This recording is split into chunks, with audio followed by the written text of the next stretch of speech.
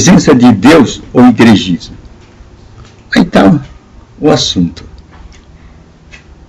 Nós temos que viver na presença de Deus. Esse é mais importante. Mas muita gente acha que o importante é viver na presença da igreja. É a vida no igrejismo. Agora a gente deve saber que igreja nenhuma dá a salvação. De igreja nenhuma vem a salvação. De quatro paredes alguma vem a salvação. A salvação vem por uma maneira. Deus amou o mundo de tal maneira que deu seu Filho, para que todo aquele que nele crê não pereça, mas tenha a vida eterna. Aí está colocado a direção da vida eterna. Aquele que crê em Jesus Cristo. Aí está o ponto básico. Crer em Jesus Cristo, não em outras propostas. As religiões, cada uma vai fazer a sua proposta, pois cada uma tem o seu editorial, a linha do seu pensamento, e preparou mentores para trabalharem dentro dessa linha. Eles não podem sair dessa linha. Eles são obrigados a trabalhar nessa linha e serem representantes dessa linha. Aí está o grande perigo da religião. É o que a Escritura fala. Preparam doutores, mestres, para falar o que eles querem. Para falar o que o editorial daquela religião quer. O editorial daquela igreja quer. Então ela vai e prepara mestres, doutores, para falar aquele editorial, aquele pensamento, aquela linha de pensamento, aquela proposta. Então são homens que vão falar dentro daquela proposta. Eles estão limitados a estas propostas. Logo, eles estão falando coisas de homens. Foram preparados para falar coisas de homens. Estão apresentando ao mundo coisas de homens, propostas de homens. Aí, onde eu falo, é a criação de torres de Babel, divisão no manto de Cristo. O manto de Cristo é de uma peça só, não tem costuras. Mas o homem adora fazer costuras no manto de Cristo. Ele quer agradar a Deus, mas ele vai agradar a Deus com a oferta de Caim. Caim quis agradar a Deus dentro do seu próprio propósito e visão. Aí procurou o caminho mais difícil, foi procurar os melhores frutos da terra para oferecer a Deus. Lógico, não foi aceito, ficou revoltado e teve tanto inveja do irmão, porque a oferta do irmão foi aceita, e era uma coisa tão simples, pegar o melhor da ovelha que ele tinha e ofertar o melhor animal. E Deus aceitou. E não aceitou aquela proposta tão cansativa, tão trabalhosa, elaborada pela mente de Caim, pelo sacrifício que ele fez para executar esse plano. E Deus não aceitou. Caim ficou revoltado. Mas Caim estava fora das propostas de Deus. Estava criando uma outra proposta. Inventou a sua proposta de oferta. Não era aquilo o plano de Deus, não era aquilo que Deus queria. E Deus não podia aceitar. Muitos estão erguendo igrejas, denominações, rótulos e mais rótulos. Mas um só é o fundamento. O fundamento é Jesus Cristo. E nós vamos encontrar isso nas Escrituras Sagradas. E nós temos que aprender a andar não na linha dos rótulos tradicionais, dos rótulos igrejeiros, mas na linha da presença de Deus. Jesus disse a mim: a palavra estiver em você, eu e meu Pai viremos e faremos morada. Aí nós podemos ver que Deus pode habitar conosco. Nós podemos viver com Deus aqui na terra. E a coisa não é difícil. Simplesmente temos que guardar a palavra dele dentro de nós. Levá-la conosco. Em outras palavras, nós podemos ver o mundo desde a perspectiva das visões de Jesus Cristo. Quer dizer, ver o mundo dentro do quadro das mensagens de Jesus Cristo. Colocar as palavras de Jesus Cristo em nosso coração.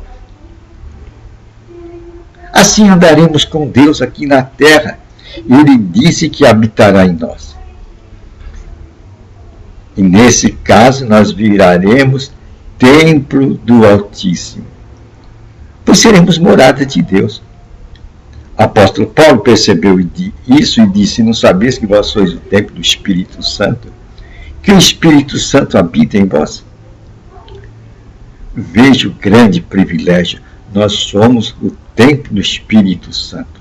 O Espírito Santo faz morada em nós. E Jesus disse: a minha palavra estiver em você. Se você simplesmente guardar a minha palavra com você, eu e meu Pai viremos e faremos morada em você. Você será um homem carregando Deus aqui neste mundo. Já pensou? Você, a igreja de Deus? Você precisa mais o quê? E Jesus disse: olha, eu vou para o Pai, vocês não vão ficar órfãos, eu vou pedir ao Pai, Ele vai enviar o Espírito Santo. E o Espírito Santo guiará você em toda a verdade. Ele é o Espírito da verdade. Ele vai guiar você em toda a verdade. E a unção dele é verdadeira. Jesus estava dizendo: você pode crer nas direções que o Espírito Santo lhe dá quando você lê a Escritura Sagrada. Em outras palavras, o Espírito Santo vai ser o seu mestre. O Espírito Santo vai ser o seu mentor. Você vai ler as Escrituras Sagradas e o Espírito Santo vai mostrar a você, atualizando para você aquelas mensagens de Jesus Cristo. Alguém disse que o Espírito de Deus, ele atualiza para nós aquelas palavras que Jesus falou e não foi registrada. Então o Espírito Santo, quando lemos as Escrituras, ele atualiza aquelas palavras e nós pomos esta palavra, lançamos esta palavra no mundo. E assim estamos ajudando pessoas no mundo. E aí vamos ver que o Espírito Santo está trabalhando através de nós. Nós sendo vasos utilizados pelo Espírito Santo para levar estas mensagens a outros corações. Tem muitas pessoas que estão com o coração desesperançado. Está triste, frustrado, abatido. Perdeu o horizonte. Ela olha para os quatro cantos e não vê saída. Aí, uma palavra de Deus pode abrir o olhar da pessoa. E como Agar lá no deserto. Ela estava no deserto com o filho e o menino com muita sede. E ela não via como ver água no deserto. Aí Deus vai, abre os olhos dela. E ela consegue ver uma saída, sacia o filho e sai daquela condição onde ela não via saída a não ser a morte. Deus pode abrir os nossos olhos. E Deus pode fazer com que nós, através do Espírito Santo, conhecedores da palavra, demos palavras que permitem Deus abrir os olhos de outras pessoas que não estão vendo saída e que estão desesperadas e que não encontram motivação para viver. Esse é o privilégio do cristão. E somente andando com Deus, nós podemos adquirir este conhecimento, esta forma de passar para outros. E como vamos andar com Deus? Aí está a questão. Quando nós meditarmos na palavra dele. Deus disse a Josué, Josué, medita nessa minha palavra. De que maneira? De dia e de noite. Este é o modo. Para que os teus caminhos prosperem. Olha Deus apontando para Josué o caminho da prosperidade. Deus nos quer ver próspero. É na prosperidade que a gente vai se alegrar. Deus quer ver filhos alegres. Medita na minha palavra de dia e noite para que os teus caminhos prosperem. Deus está ensinando para nós o caminho da prosperidade, o caminho da bênção. Por isso que os da fé receberão a bênção de Abraão. Abraão foi um homem próspero. Serão abençoados. Deus vai abrir os caminhos, vai abrir as portas. E quando Deus abre uma porta, nós podemos entrar naquele caminho com segurança. Mas isso só será possível se seguirmos o que Jesus Cristo falou. Jesus deu uma prioridade, nós temos que colocar essa prioridade com prioridade. Buscai o reino de Deus em primeiro lugar. E as outras coisas lhe serão acrescentadas. Aí nós vemos a atitude de Jesus Cristo. Ele botava as coisas de Deus em primeiro lugar. Uma vez ele repreendeu o apóstolo Pedro e falou, olha Pedro, sai para lá, Satanás. Você cogita mais das coisas dos homens do que das coisas de Deus. Você pensa mais nas coisas dos homens do que nas coisas de Deus. O que estava por trás dessa repreensão de Jesus Cristo era que Jesus Cristo, ele vivia ligado com Deus, ele punha Deus em primeiro lugar aqui na terra em sua vida. Por isso que ele chegou e disse para os seus, quem é que me convence de pecado? Ele chegou nesse ponto que andou durante toda a sua vida sem pecado, pois Jesus andava com Deus. Ele priorizava o Pai. Ele falou, quem faz as obras aqui não sou eu, é a palavra do Pai.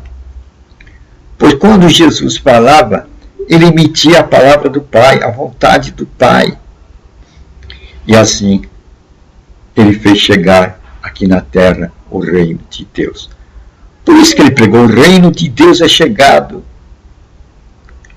Este olhar tem que ser o nosso olhar. Temos que pegar as lentes de Jesus Cristo, as suas mensagens, e colocá-las dentro do nosso coração. E vermos o mundo com os olhares de Jesus Cristo. Aí veremos o reino de Deus aqui na terra. E nós vamos ver que nós pertencemos a este reino. E vamos descobrir que andando desta maneira como Jesus andou, pensando os pensamentos de Deus, nós seremos novas criaturas. E como nova criatura nós temos Deus conosco, Emmanuel, por guardarmos as suas palavras. Se a minha palavra estiver em vós, e meu Pai, viremos e faremos morada. E assim andamos com Deus, na presença de Deus aqui na terra. Não é igrejismo. Isso é uma vivência com Deus. Devemos tirar essa mente, essa mentalidade igrejeira da nossa cabeça e transferir. Devemos viver na presença de Deus. Como é que eu vou viver na presença de Deus? Quando eu colocar a palavra dele dentro de mim. Se você colocar as minhas palavras dentro de você, eu e meu Pai viremos fazer morada. Deus conosco, andando com Deus aqui na terra. Se ele disse, é porque assim é. Esse é o grande recado. Andando com Deus, não com igrejismo, denominacionalismo, tradicionalismo, que seguem